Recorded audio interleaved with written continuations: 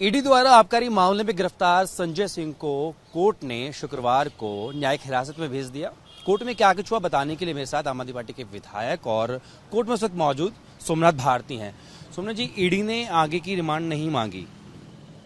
Natural सी बात है, चूंकि मामला कुछ है नहीं, मामले में एक नए का दम नहीं है, कुछ है नहीं इसके अंदर, तो क्या मांगती। और माननीय संजय सिंह जी ने खुद कहा कोर्ट के अंदर, आज वो उन्होंने जानना चाह रहे थे कोर्ट के माध्यम से कि देखिए 8 दिन की रिमांड आपने इनको दी। बात करें कि 8 दिन में सिर्फ 3 दिन में से पूछताछ की, एक को कन्फ्रंट कराया। 8 दिन की रिमांड आपसे मांगी और 3 घंटे की ही सिर्फ पूछताछ की। कन्फ्रंटेशन कराना है, एक आदमी से कन्फ्रंट कराया और कुछ भी ऐसा नहीं है जो कि इनके हाथ लग रहा। वो पूछ रहे थे कि जी ये 1000 रुपया आपने बीबी को क्यों दिया, एक वो किसी गरीब बच्चे के लिए 1 लाख का जिक्र, हाँ, एक से क्यों लिया। जी 1 लाख रुपया का उन्होंने वो लोन लिया था, एक तरह से अपने पिताजी से कह सकते हैं। मतलब ऐसी एक भी बात ईडी ने कस्टडी के दौरान नहीं कही जो कि मामले से संबंधित हो। तो माननीय संजय सिंह जी पूछना चाह रहे थे कि भाई किस प्रकार की जांच कर रहे हैं ये लोग। तो आज हास्यास्पद रहा पूरे कोर्ट के अंदर कि संजय सिंह जी ने कहा कि भाई ये एंटरटेनमेंट डिपार्टमेंट है ईडी, ये इन्फोर्समेंट के जगह एंटरटेनमेंट हो गया है। तो शर्मसार कर दिया आज ईडी को भरी अदालत में। उसके बावजूद भी भाजपा को शर्म नहीं आ रही है कि भाई ईडी का ऐसा दुरुपयोग करें। दूसरी बड़ी बात, वो तो एक सीक्वेंशियल है, चूंकि 14 डेज का जेसी मिलना सीक्वेंशियल था, चूंकि हम लोगों ने बेल नहीं लगाया अभी। मैं वही अगला सवाल पूछने वाला था, क्योंकि वो न्यायिक हिरासत में जा चुके हैं वो, तो आप जमानत याचिका कब लगाने वाले हैं। दूसरा, आपने हाईकोर्ट भी मूव किया है। देखिए आज जो हाईकोर्ट में लगा है, चूंकि ड्यू प्रोसेस ऑफ लॉ को फॉलो ही नहीं किया गया इनके अरेस्ट में। न कभी आपने नोटिस इशू किया, न कभी समन इशू किया, न कभी आपने इनको बुलाया। तो अचानक आप घर में गए और 10-12 घंटे की पूछताछ के नाम पे बोला कि भाई कॉपरेशन नहीं, इसलिए हम अरेस्ट कर रहे हैं। सो इसको हमने चैलेंज किया है। अरेस्ट की इलीगैलिटी को हमने चैलेंज किया है कि किस प्रकार से इनका अरेस्ट पूरा ड्यू प्रोसेस ऑफ लॉ के साथ नहीं था, इसलिए इसको सेट असाइड किया जाना चाहिए।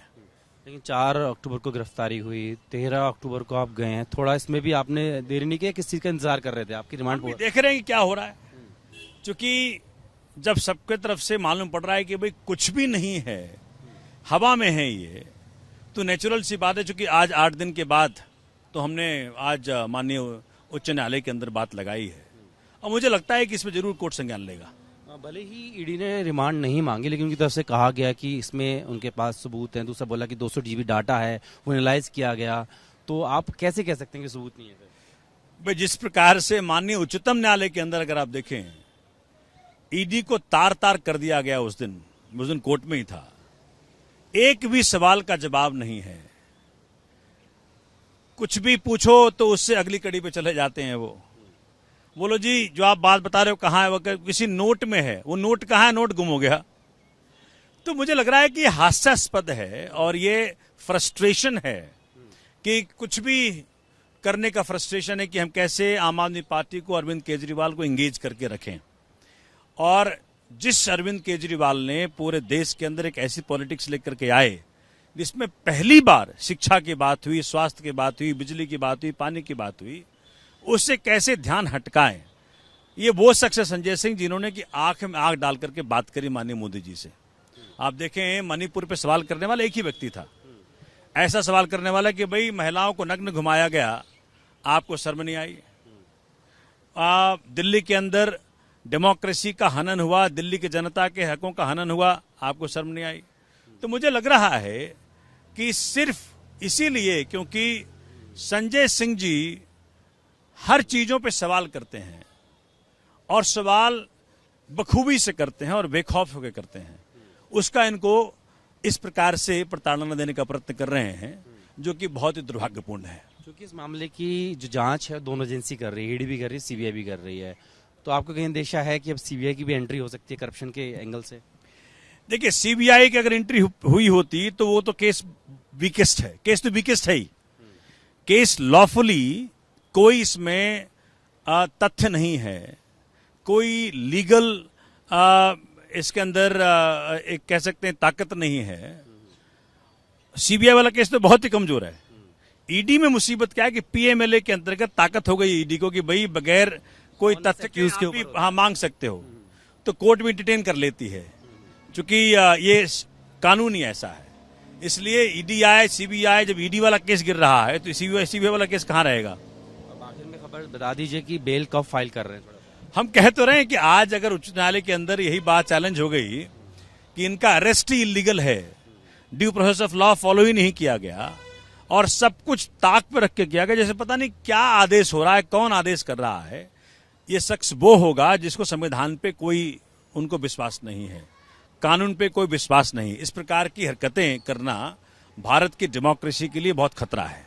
अगर हाईकोर्ट से आपने जो याचिका लगाई उसमें राहत नहीं मिलती है तो एक साधारण सा आपके पास में विकल्प बचता है जमानत याचिका लगाना, उसके बारे में आपने जानना चाह रहा हूं कि इस कोर्ट में कब लगाने वाले हैं? मुझे लग रहा है कि आज के प्रोसीडिंग में बहुत कुछ निकल के आएगा कोर्ट में।